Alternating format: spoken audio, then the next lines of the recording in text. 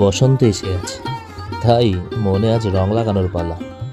বাড়িতে সকাল সকাল পুজো দিয়ে বেরিয়ে পড়লাম বাতকুলার তরুণ সংঘ ময়দানে হোলি ফেস্টিভ্যালে। পরিচালনায় রূপা নিবেন সাফ, ব্যান্ড, অর্কেস্ট্রা, ডিজে, আরও কত কি ছিল।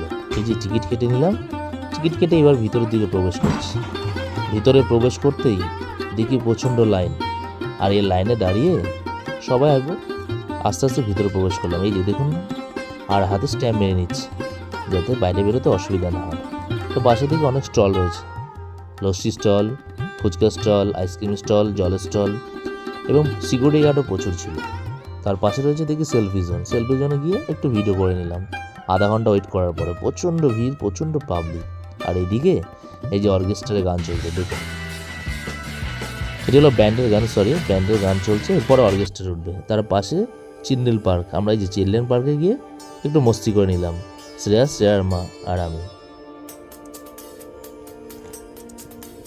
যত সময় হচ্ছে পাবলিকের ঢলটা ধীরে ধীরে বাড়তেই চলেছে, এবং গরম, প্রচণ্ড গরম ছিল। এই গরমও যে এত পাবলিক কোথা থেকে আসে বোঝা মুশকিল। খুব দূর দূর থেকে পাবলিক এসছে, আর প্রত্যেক বছর এরা করে হোলি ফেস্টিভ্যালে। প্রচুর লোক হয়, কারণ এদের সিকিউরিটি খুবই স্ট্রং, ভালো, সার্ভিসটাও খুব ভালো।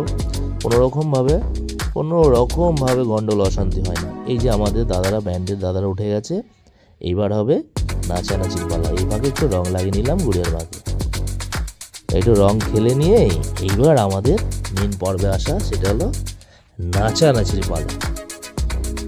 চলো এবার একটু নেচে নিই বন্ধুরা, তোমরা একটু দেখতে থাকো, আমাদের সঙ্গে থাকো।